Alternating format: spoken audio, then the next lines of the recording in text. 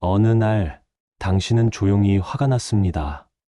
그리고 아무 말 없이 웃었지만 그 웃음 뒤엔 작은 다짐이 있었죠. 나는 저런 말 하지 말아야지. 그 다짐은 지금도 당신 안에 살아있나요? 우리는 종종 누군가의 말이나 행동에 깊이 상처받습니다.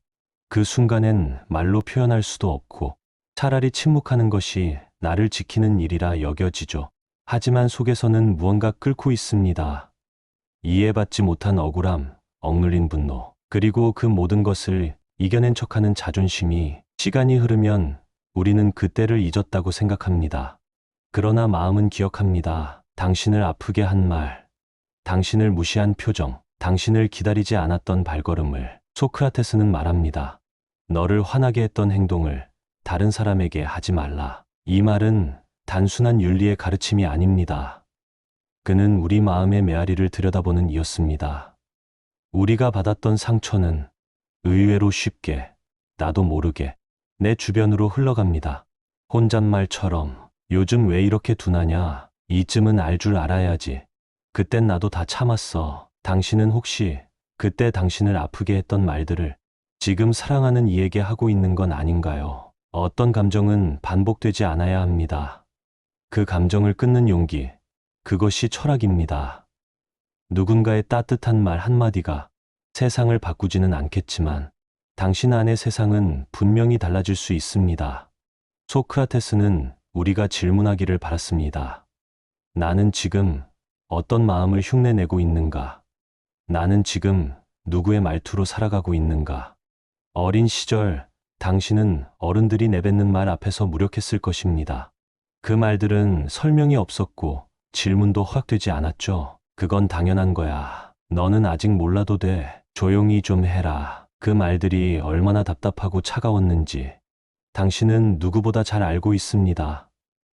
그런데 오늘 당신은 어떤 어른이 되었나요? 누군가 당신에게 묻습니다. 왜 그런가요? 이건 꼭 이렇게 해야 하나요? 그건 정말 나쁜 건가요? 그때 당신 안에 오래된 문장이 튀어나오기도 합니다. 원래 그런 거야. 그건 말하지 않아도 알아야지. 생각이 너무 많아. 소크라테스는 삶 전체를 질문으로 가득 채웠던 사람입니다. 그는 말했습니다. 나는 아무것도 모른다는 것을 안다. 이 말은 상대를 가르치려 들기 전에 내가 얼마나 부족한지 먼저 자각하라는 뜻입니다. 우리는 생각보다 쉽게 자신이 싫어했던 방식으로 누군가를 대합니다. 그건 잘못이라기보다 익숙함의 함정입니다. 익숙했던 말투, 익숙했던 무시, 익숙했던 외면, 이 모든 것들은 마치 어둡고 오래된 그림자처럼 당신의 말끝에, 눈빛에, 숨소리에 스며듭니다. 그리고 그 그림자는 말없이 이어집니다. 사랑하는 아이에게, 동료에게, 그리고 언젠가의 나 자신에게. 당신이 상처받았던 그날 진짜 바랐던 건 아마 이런 말이었을 겁니다. 괜찮아. 내가 느낀 감정은 소중해. 궁금해. 내가 왜 그렇게 생각했는지. 들려줘. 내 마음속 목소리를. 그 말들을 이제 당신이 꺼내야 할 때입니다. 물론 어색하고 처음엔 머뭇거리게 되겠지만 질문은 대물림을 끊는 힘입니다. 부드러운 대화는 오래된 상처에 바르는 연고입니다. 소크라테스는 말이 아닌 귀로 세상을 바꾸고자 했습니다. 그의 철학은 명령이 아니라 함께 듣는 태도에서 시작되었고 당신도 그렇게 누군가의 침묵을 천천히 이해할 수 있습니다. 분노는 흔히 불처럼 묘사되곤 합니다. 훅 치솟고 타오르다, 이내 사그라진다고들 하죠. 하지만 진짜 분노는 그렇게 쉽게 사라지지 않습니다. 오히려 속을 태우는 불씨로 남아 한동안 삶의 언저리를 그을리곤 합니다. 당신이 누군가에게 화가 났던 날을 떠올려 보세요. 말은 없었지만 몸은 굳었고 시선은 차가웠으며 머릿속엔 같은 말이 수없이 맴돌았을 것입니다. 왜 나만 참고 있어야 하지? 저 말은 너무 무례했어. 나를 무시한 건가? 이 감정은 일회성 불편이 아니라 존재에 대한 부정으로부터 시작됩니다. 내가 중요하지 않게 여겨졌던 순간, 내 생각이 하찮게 취급된 느낌, 내 말이 허공에 흘러버린 무력함. 소크라테스는 그런 감정을 누구보다 깊이 이해했던 사람입니다. 그는 늘 아테네 광장에서 사람들과 대화했습니다. 그들은 웃으며 고개를 끄덕이기도 했지만 많은 경우 그를 조롱하거나 무시했죠. 그럼에도 그는 분노하지 않았습니다. 왜냐하면 그는 알고 있었습니다. 감정은 다툼보다 대화 속에서 해소된다는 것을. 그는 상대가 틀렸다고 말하기보다 스스로 질문하게 만들었습니다. 화가 나는 이유도 마찬가지입니다. 당신은 왜 지금 이렇게까지 마음이 요동치는가? 그 감정은 어디서부터 시작된 것인가? 그 대상은 정말 당신이 분노를 전할 만한 사람인가? 당신의 화는 종종 그 사람을 향한 것이 아니라 당신 안에 오래된 상처, 지나간 시간, 그리고 설명되지 않은 마음을 향해 있습니다. 그래서 어떤 분노는 그저 상대에게 던져버릴 것이 아니라 조용히 꺼내어 들여다볼 대상입니다. 말로 풀지 못한 감정은 결국 또 다른 침묵을 낳고 그 침묵은 언젠가 폭발로 바뀌어 누군가를 다치게 만듭니다. 당신이 진짜로 바라는 건 상대의 패배도 굴복도 아닐 것입니다.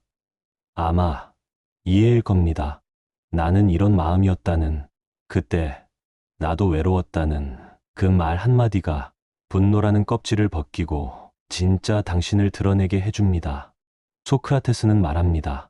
내 감정을 들여다보라. 그리고 그것이 누구를 향하고 있는지를 조심스럽게 묻고 또 물어라. 분노는 죄가 아닙니다. 그러나 그 분노를 어떻게 쓰느냐가 당신의 얼굴을 바꿉니다. 사람은 사랑을 배우기도 전에 상처를 먼저 배웁니다. 다정하게 안아주는 법보다 조용히 참는 법부터 익혀버리죠. 그때의 우리는 잘 견디는 사람이 착한 사람이라 믿었습니다. 말없이 받아내는 것이 성숙이라 배웠고 아무 말 없는 미소가 예의라고 여겼습니다. 그러나 시간이 흘러 그 미소 뒤에 감춰진 마음은 조금씩 울퉁불퉁해집니다. 그리고 어느 날 당신은 깨닫게 됩니다. 내가 미워했던 말투를 나도 하고 있었구나. 무심한 말 한마디, 상대의 이야기를 자르는 습관, 그건 틀렸어라는 단정. 소크라테스는 우리에게 말합니다. 상처는 지나간 일이지만 그 상처를 흉내내는 건 지금의 너다. 우리는 종종 지나간 아픔을 오늘의 무기로 씁니다. 그 누구도 내 마음을 이해해주지 않았으니 나도 너를 굳이 이해하려 하지 않겠다는 식으로. 하지만 상처는 반복될수록 점점 더 낯선 얼굴을 가지게 됩니다. 처음엔 피해자였던 내가 언젠가 가해자의 언어를 입고 있다는 사실을. 어느 관계든 마음은 흘러갑니다. 받은 따뜻함은 다시 흐르고 받은 냉담함도 언젠가는 다른 이에게 닿습니다. 그 흐름을 멈추는 유일한 길은 스스로 멈춰 서는 것입니다. 그리고 내 안의 오래된 습관을 마주보는 것입니다. 그건 참 두렵고 때론 억울하기까지 한 일입니다. 왜 나만 돌아봐야 하나? 왜 나만 멈춰야 하나? 하지만 철학은 늘 나로부터 시작된다는 것을 소크라테스는 끝까지 보여주었습니다.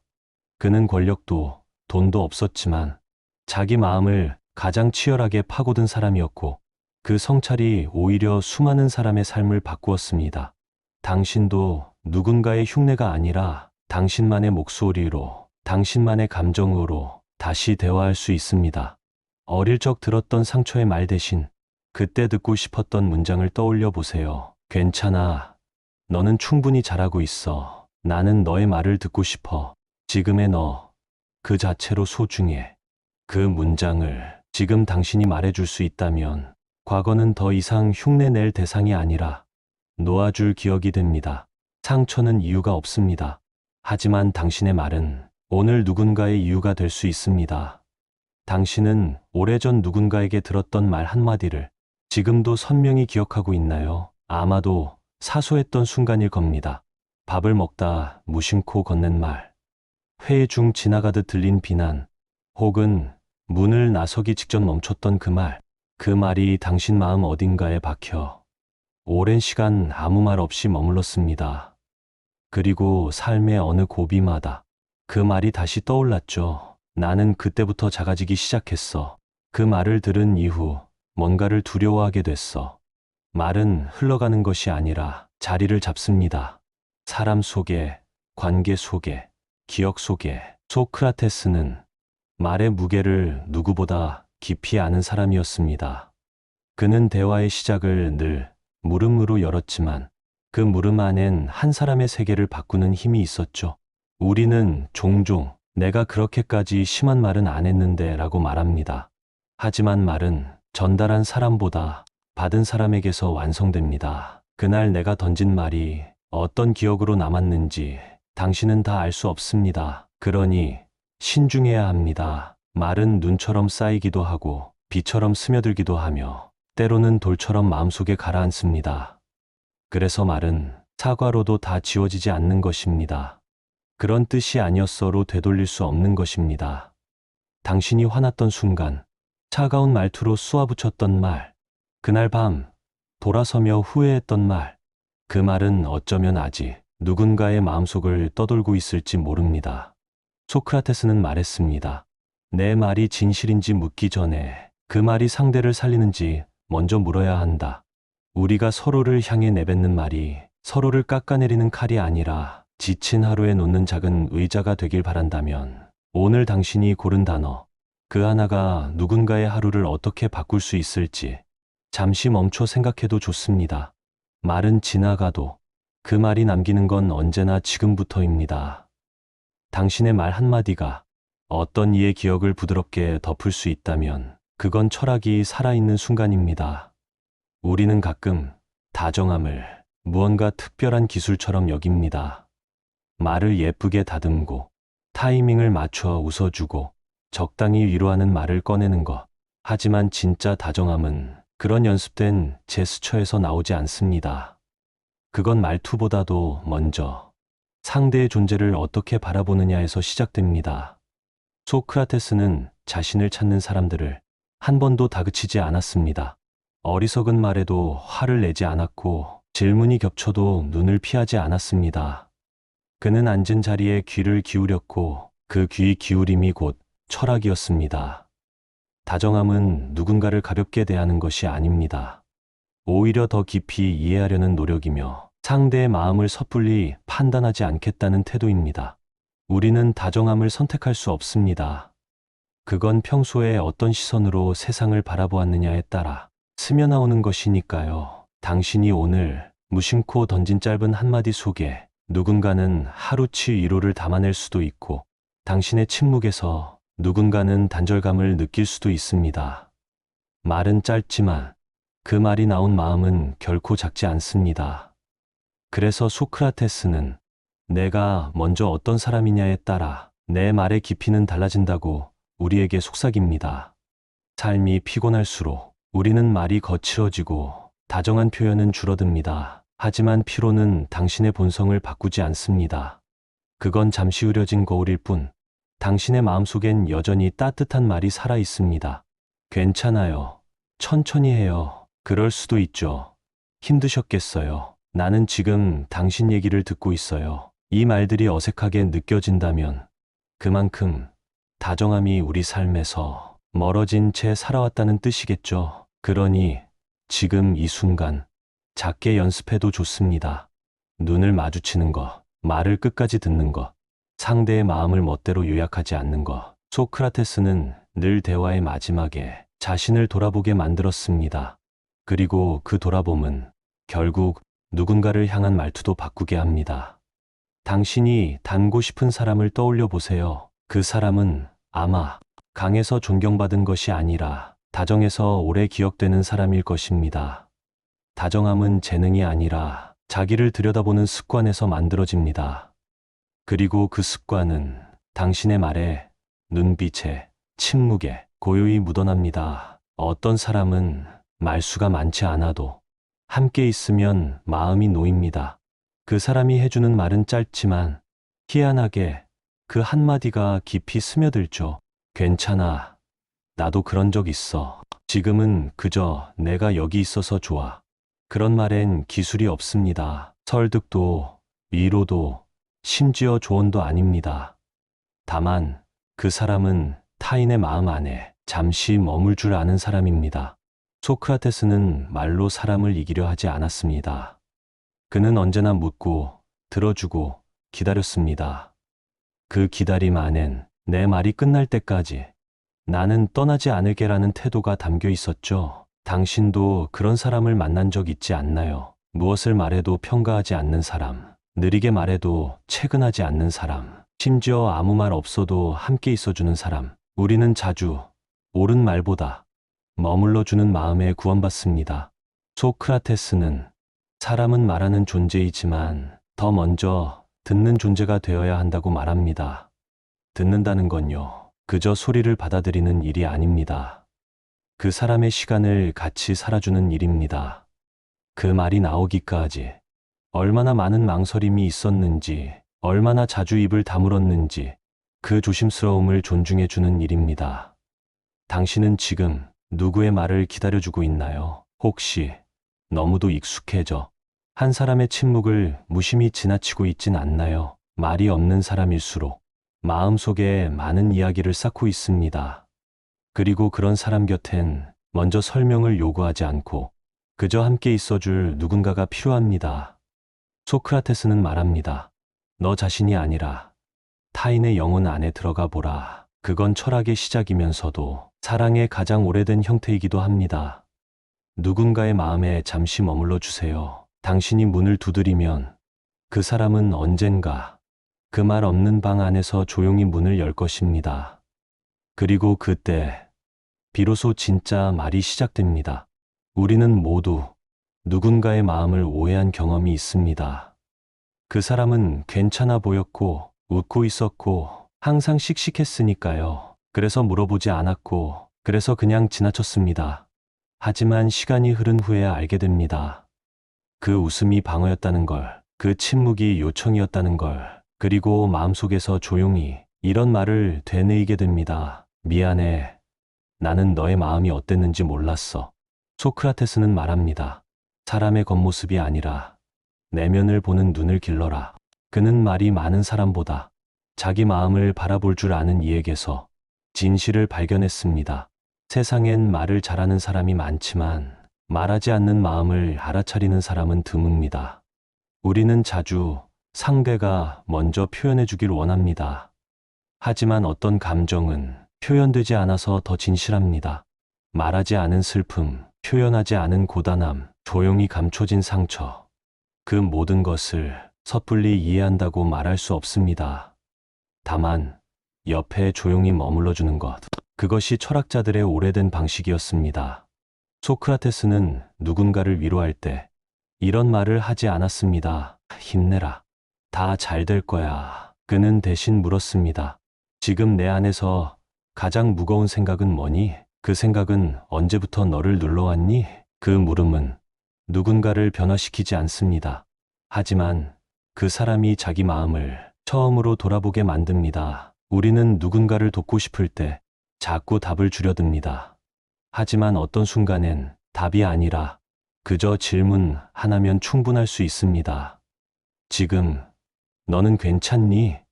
무엇이 너를 그렇게 지치게 했니? 나는 지금 너를 듣고 있어. 이런 말은 아무리 많이 들어도 흔해지지 않습니다. 그 말들 안에 있는 건 단지 언어가 아니라 한 사람의 태도, 한 사람의 시간, 한 사람의 마음이기 때문입니다. 당신이 사랑하는 사람이 있다면 그 사람의 말보다 말하지 않은 그 마음에 귀 기울여 주세요. 소크라테스는 우리에게 지혜란 알미 아니라 마음의 촉에서 시작된다고 말합니다. 그 촉은 결국 이렇게 말하게 합니다. 내가 너의 마음을 몰랐다는 걸 이제 알았어. 그래서 지금은 조금 더 조심히 바라보고 있어. 우리는 말을 통해 가까워진다고 믿습니다. 하지만 어떤 관계는 말이 많을수록 점점 멀어지기도 합니다. 서로를 오해하지 않기 위해 더 많이 설명하고 더 자주 설득하지만 결국 남는 건 서운함이나 피로함 뿐인 경우도 많습니다. 왜일까요? 소크라테스는 그 이유를 아주 조용히 이렇게 풀어냅니다. 가장 깊은 이해는 말보다 침묵 속에서 태어난다. 그 침묵은 단절이 아닙니다. 내가 상대에게 자리를 내어주는 행위입니다. 내가 잠시 멈춤으로써 상대가 비로소 자기 마음을 꺼낼 수 있는 공간이 생깁니다. 그건 아주 오래된 대화의 기술입니다. 내가 덜 말할수록 상대는 더 자유롭게 자기 이야기를 꺼낼 수 있게 됩니다.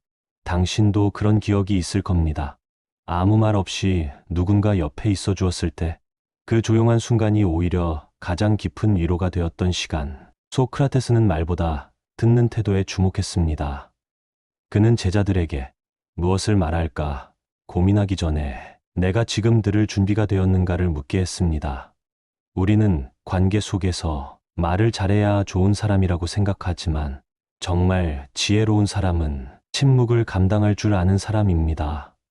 그 침묵은 어색함이 아니라 상대의 숨을 기다려주는 시간이고 상대가 말을 정리할 수 있도록 지켜보는 여백입니다. 어떤 말은 침묵이 끝나고 나서야 도착합니다. 그리고 그 말은 그 침묵 덕분에 훨씬 더 진심이 됩니다. 당신이 누군가를 진심으로 이해하고 싶다면 한 발짝 늦게 걸어보세요. 한 박자 쉬고 고개를 들어보세요. 말을 하려고 애쓰기보다 듣기 위해 마음을 열어두세요. 소크라테스는 말합니다. 진짜 지혜는 먼저 다가가지 않고 기다릴 줄 아는 자의 것이다. 우리는 모두 자기 마음을 너무 쉽게 내보이지 않습니다. 특히 아픈 감정일수록 더 깊숙한 곳에 숨겨두곤 하죠. 그러니 그 마음을 꺼내기까지의 시간은 누군가의 조급함으로는 결코 단축되지 않습니다.